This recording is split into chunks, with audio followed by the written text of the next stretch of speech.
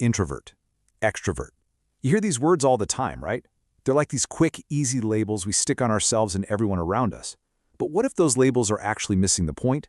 What if they're keeping us from seeing the bigger picture of who we really are? So I've got to ask you, which one are you? I bet you have an answer ready. Most of us do. We identify with one or the other. But just for a minute, hold that thought, because we're about to flip that question on its head. Yeah, what if asking which one are you isn't even the right way to think about it?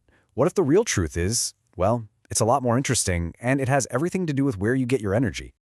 Okay, first things first. We're going to go beyond the labels. We need to tear down some of the myths to get to what these words actually mean. All right, let's just get the biggest misconception out of the way right now.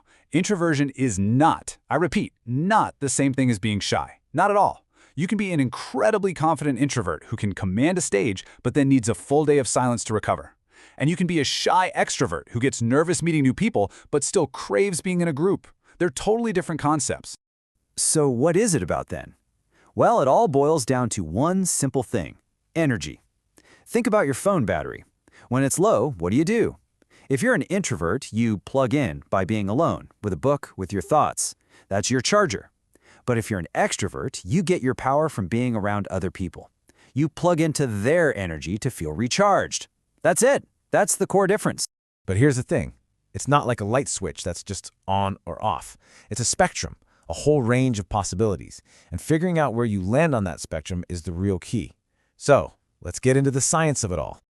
Okay, check this out. This breakdown really makes it clear. Just look at that top row, energy source. For introverts, it's all internal. For extroverts, it's all external. And that one little difference creates this huge ripple effect. It changes who you want to hang out with, how you act in a meeting, pretty much everything. It's all about managing that personal energy level. And look, this isn't just some random theory from a pop site quiz. This introvert-extrovert spectrum is one of the big 5 personality traits. That's the most respected, scientifically backed model in all of psychology. So what we're talking about here has a super solid scientific foundation. All right, so now that we've got the fundamentals down, let's shift gears. Let's talk about how this all plays out in the place where we spend so much of our time these days, the digital world. I mean, social media is where our personalities are on display 24/7. So how does it work? Does being an introvert or an extrovert actually change how you scroll, how you post, how you interact online? Are you more of a quiet observer, or are you the one posting selfies and starting conversations? Let's dig in. For a long time, the going theory was something called the social compensation model. The idea was pretty simple. Introverts find face-to-face interaction draining, so of course they would love social media. It's a way to connect without all the energy-sucking small talk. Makes sense, right? But is it what actually happens? Well, then another theory came along, called the rich get richer model. And this one suggests the complete opposite. It says that extroverts, the people who already have big social circles, are the ones who use social media the most to, well, make their rich social lives even richer. And you know what? A lot of the newer studies actually support this idea. It seems social media is less about replacing connections and more about amplifying the ones you already have. And this is where you can really see those differences in action. Extroverts tend to be all about participation. They have more friends, they post more personal stuff, they're in the DMs. For them, social media is a stage. But for a lot of introverts, it's more like a window. They're more likely to be the ones scrolling, reading, maybe sharing an interesting article instead of a selfie. They're often observing more than they're performing. But hang on, because here's where things get a little more complex. There's this fascinating idea that popped up in a psychology discussion on Reddit. It suggests that our life experiences, especially something like trauma, can actually kind of rewire these traits. So an extroverted kid who grows up in a really difficult home might learn that the external world is dangerous and become more withdrawn. It's this powerful reminder that our personalities aren't just fixed things we're born with, they can change. Okay, so knowing all of this, how can you turn your natural way of being into an actual online superpower? In this next part, we're going to look at how you can lean into who you are to build an amazing online presence. Let's start with the introverts. That tendency to be quiet and think things through, that's not a weakness online. It's a huge strength. It means you're an amazing listener, a deep thinker, a strategic planner.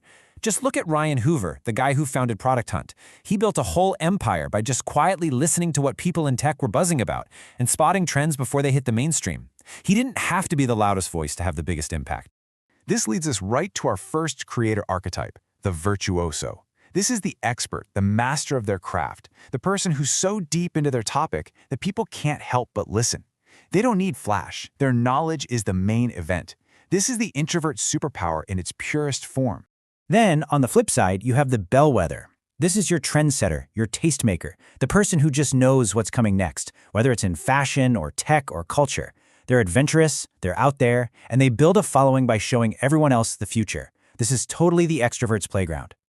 And finally, we've got the enthusiast. This is the person who is just so unbelievably passionate about something, could be anything, vintage comic books, growing tomatoes on your balcony, that their excitement is infectious. They build communities around that shared love, and they prove you don't have to be a world-class expert or a cool trendsetter, you just have to be genuinely, authentically you. All right, now I want you to look at this number, 11x. What do you think that represents? It's a pretty big number, right?